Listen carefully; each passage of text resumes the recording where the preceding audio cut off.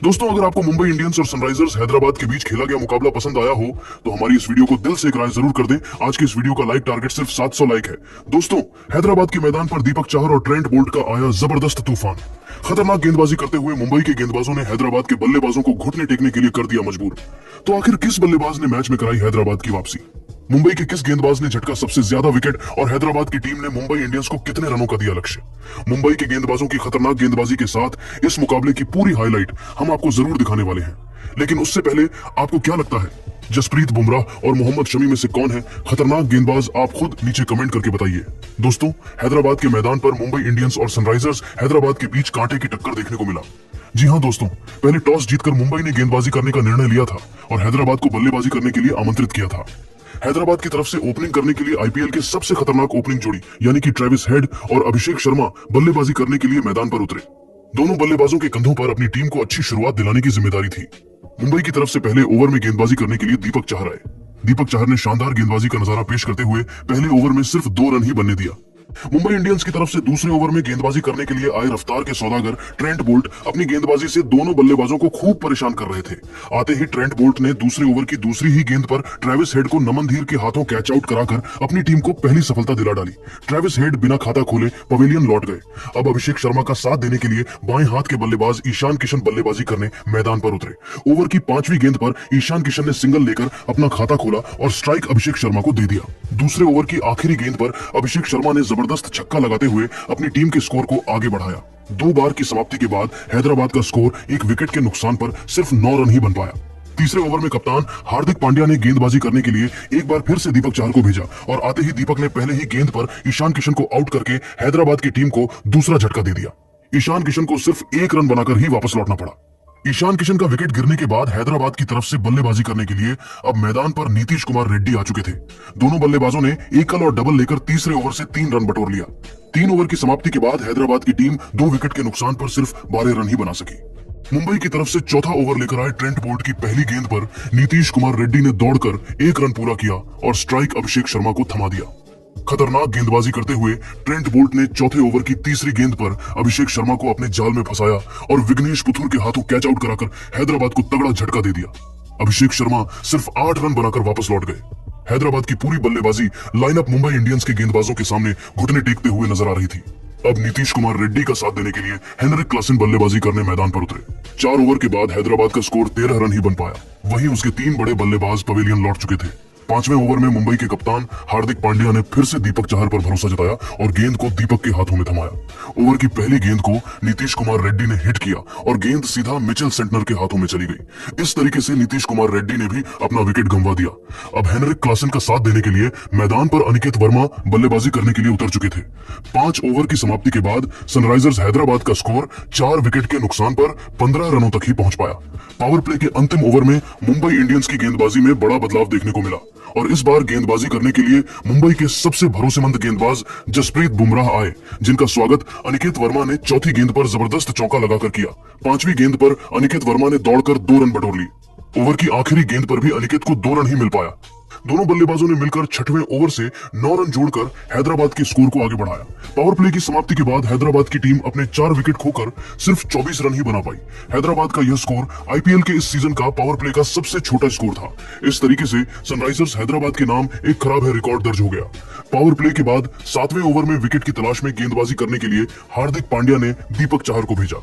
Over की दूसरी गेंद पर हेनरिक क्लासन ने चौका जड़कर अपनी टीम के स्कोर को तेजी से आगे बढ़ाया, लेकिन इसके बाद दीपक चाहर ने शानदार गेंदबाजी किया और अपने इस ओवर से मात्र 6 रन ही खर्च किया। 7 ओवर की समाप्ति के बाद हैदराबाद का स्कोर 4 विकेट के नुकसान पर 30 रन बन पाया। 8वें ओवर में मुंबई इंडियंस की गेंदबाजी में कप्तान हार्दिक पांड्या ने बदलाव किया और गेंदबाजी करने के लिए मिचेल सेंटनर को बुला लिया। अनिकेत वर्मा और हेनरिक क्लासन ने 8वें ओवर से 5 रन जोड़कर हैदराबाद के स्कोर को 35 रनों तक पहुंचा दिया। दोनों बल्लेबाज पूरी तरीके से सेट हो चुके थे और धीरे धीरे अपनी टीम के स्कोर को आगे बढ़ा रहे थे। 9वें ओवर में मुंबई की तरफ से गेंदबाजी करने के लिए खुद कप्तान हार्दिक पांड्या आ गए। हार्दिक पांड्या की गेंद अनिकेत वर्मा को बिल्कुल भी समझ में नहीं आ रही थी। तभी तीसरी गेंद पर अनिकेत वर्मा भी अपना विकेट गंवा बैठे।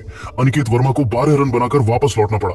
खतरनाक गेंदबाजी करते हुए हार्दिक पांड्या ने इस छोटे से साझेदारी को तोड़कर हैदराबाद की उम्मीद पर पानी फेर दिया। लेकिन हेनरिक क्लासेन अभी भी मैदान पर डटे हुए थे और उनका साथ देने के लिए अभिनव मनोहर मैदान पर आ चुके थे। 9 ओवर की समाप्ति के बाद हैदराबाद का स्कोर 5 विकेट के नुकसान पर 37 रन ही बन पाया। 10वें ओवर में भी मुंबई इंडियंस की गेंदबाजी में हार्दिक पांड्या ने बड़ा बदलाव किया और गेंदबाजी करने के लिए विघ्नेश पुथुर को बुला लिया। इस ओवर में हेनरिक क्लासेन ने 3 चौके लगाकर सनराइजर्स हैदराबाद के स्कोर को रॉकेट की रफ्तार से आगे बढ़ाया। विघ्नेश पुथुर का यह ओवर मुंबई इंडियंस के लिए महंगा साबित हुआ। दोनों बल्लेबाजों ने मिलकर विघ्नेश पुथुर के इस ओवर से 15 रन बटोर लिए।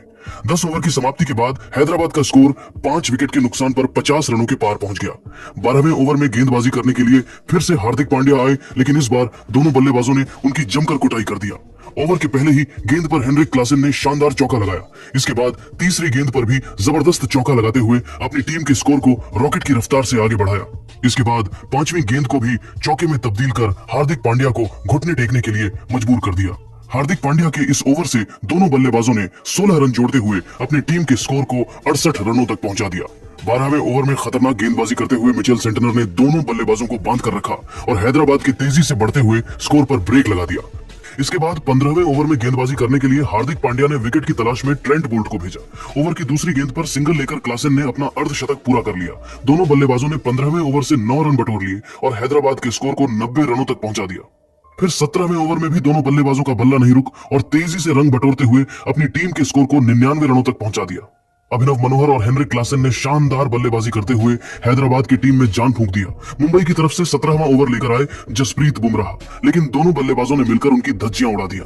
पहले गेंद पर अभिनव ने जबरदस्त चौका लगाया, फिर तीसरी गेंद पर हेनरिक क्लासेन ने भी चौका जड़कर हैदराबाद के स्कोर को रॉकेट की रफ्तार से आगे बढ़ाया।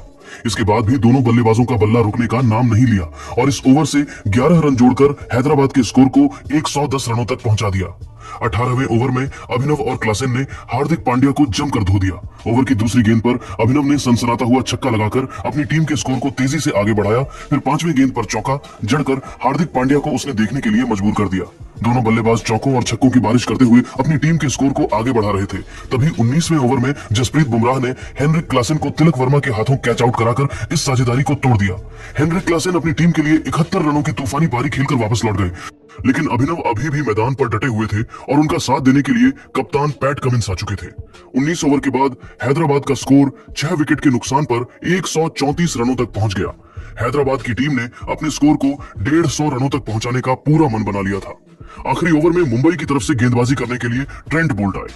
पहली गेंद पर अभिनव मनोहर ने गगनचुंबी छक्का लगाया। दूसरी और तीसरी गेंद पर दोनों बल्लेबाजों ने सिंगल लिया, लेकिन चौथी गेंद पर अभिनव मनोहर 43 रन बनाकर आउट हो गए। 5वीं गेंद पर हर्षल पटेल ने 1 रन लेकर स्ट्राइक पैट कमिंस को दे दिया।